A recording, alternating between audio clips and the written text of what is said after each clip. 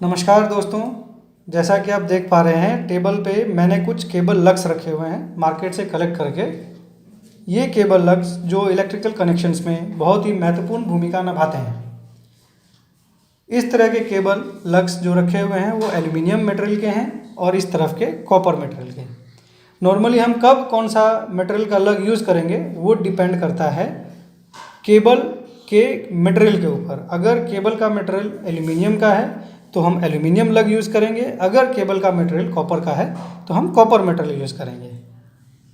बहुत तरह के केबल लग्स होते हैं। नॉर्मली हम हमेशा कंफ्यूज रहते हैं कि कौन सा लग कब यूज़ होगा। आप देख पा रहे होंगे ये रिंग टाइप एल्यूमिनियम लग, ये ring type short barrel 300 square mm लग, ये 150 square mm ring type long barrel लग, ये रिड्यूसर टाइप एल्यूमिनियम लग। कॉपर में आ जाइए pin type, ring type insulated, ये फॉक टाइप, दिस इज़ बूटलेस लग।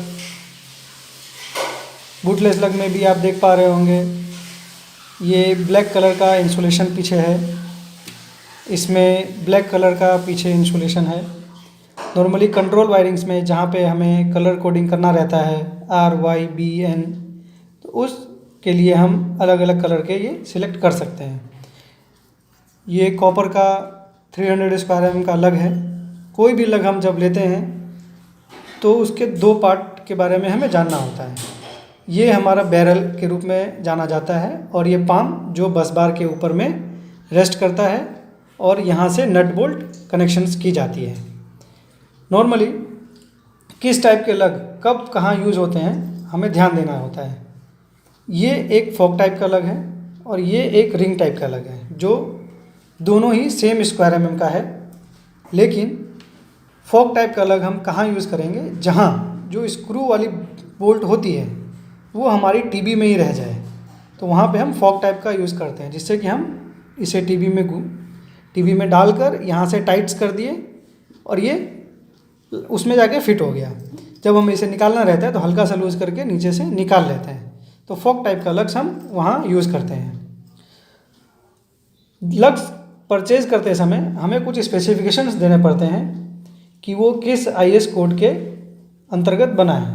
इंडियन स्टैंडर्ड्स 8394 के हिसाब से हमारे लग्स जो हैं वो बने होने चाहिए। फिर उसके बाद आता है टाइप, वो हमें रिंग टाइप चाहिए या पिन टाइप चाहिए, फॉक टाइप चाहिए, फ्लैट टाइप चाहिए या रिड्यूसर्स टाइप चाहिए। मेनली ये 5 तरह के लग्स मार्केट में अवेलेबल होते हैं। ये रिंग टाइप लग है, ये पिन टाइप लग है, ये देख रहे होंगे पिन टाइप लग आगे से पिन जैसा है। फॉक टाइप लग जो आगे से फॉक है, और फ्लैट टाइप लग। फ्लैट टाइप लग जिसमें क्या रहेगा, यहाँ पे ये जो रिंग दिया हुआ है वो रिंग अवेलेबल नहीं होता है, फ्लैट होता है, जो हम सिंपली पुश ऑन करते हैं। मटेरियल में एल्यूमिनियम चाहिए हमें या कॉपर चाहिए वो हमें डिस्क्राइब करना रहता है, या बाई मेटेलिक चाहिए वो डिस्क्राइब हमें करना रहता है। बैरल्स हमें बताने पड़ते हैं कि आपको लॉन्ग बैरल चाहिए या शॉर्ट बैरल चाहिए। ये लग शॉर्ट बैरल है और ये लग लॉन्ग बैरल है, जो हमारी एप्लीकेशंस के हिसाब से डिसाइड करते हैं। अगर हमें हैवी ड्यूटी टर्मिनेशंस करनी है तो हम लॉन्ग बैरल यूज़ करेंगे, अगर हमें टर्मिनेशंस मीडियम ड्यूटी करनी है तो हम शॉर्ट बैरल यूज़ करेंगे। हमें इंसुलेटेड लग चाहिए या नॉन इंसुलेटेड लग चाहिए। नॉर्मली इंसुलेटेड लग हमें अप टू 10 स्क्वायर mm या up to 16 mm square mm lug तक ये देखी जाती है, क्योंकि कनेक्शंस निकालते वक्त अगर हमें शॉक लगने का खतरा है उस समय में हम इंसुलेटेड लग्स यूज़ करते हैं। रिंग टाइप लग परचेज़ करते समय हमें एक और बात का ध्यान रखना पड़ता है। क्या ध्यान रखना पड़ता है वो समझाने के लिए मैंने ये 2 लग अपने हाथ में पकड़े हैं। आप देख पा रहे होंगे कि ये दोनों लग 10 स्क्वायर mm केबल के लिए सूटेबल है, लेकिन रिंग होल ये 8 स्क्वायर mm है और इसका रिंग होल 10 स्क्वायर mm है। जब हम बोल्टेड कनेक्शंस करते हैं लग का तो वहाँ पे हमें ये देखना रहता है कि हमारा जो बोल्ट है वो 8 स्क्वायर mm का है या 10 स्क्वायर mm का है। अगर हमारा बोल्ट 8 स्क्वायर mm का है तो हम 8 स्क्वायर mm होल वाला लग लेंगे, लेकिन अगर 10 स्क्वायर mm का बोल्ट है तो हम 10 स्क्वायर mm होल लेंगे। नहीं तो क्या होगा दोस्तों कि अगर हमारा जो बोल्ट है वो 10 स्क्वायर mm का है और हमने लग खरीद लिया 8 mm होल वाला, तो ये 8 mm का होल उस 10 mm बोल्ट में कनेक्शंस नहीं हो पाएगा और आपने जो लग खरीदा है वो आप यूज़ नहीं कर पाएंगे। दूसरी चीज़ क्या देखनी होती है, ये हमारे पास 25 स्क्वायर mm का रिंग टाइप लग है और ये हमने लिया 10 स्क्वायर mm का रिंग टाइप लग। आप देख रहे होंगे, पा रहे होंगे कि ये सर्कुलर है और ये आपका रेक्टेंगुलर शेप दे रहा है पाम। नॉर्मली इस टाइप के लग्स को हम बस बार के ऊपर कनेक्शंस कर सकते हैं, लेकिन टीवी में कनेक्शंस इसको नहीं किया जाता है। टीवी मीन्स अगर किसी मोटर टीवी में हमें कनेक्शन करना है तो हम ये राउंड लग का यूज़ नहीं कर पाएंगे क्योंकि मोटर टीवी ऑलवेज स्क्वायर या रेक्टेंगल जैसा शेप बनाती है। सो उस केस में हमें इस लग का यूज़ करना पड़ेगा जो टीवी में बिल्कुल फिट बैठे या जो हमने यूज़ करना है वो प्रॉपर तरीके से यूज हो सके।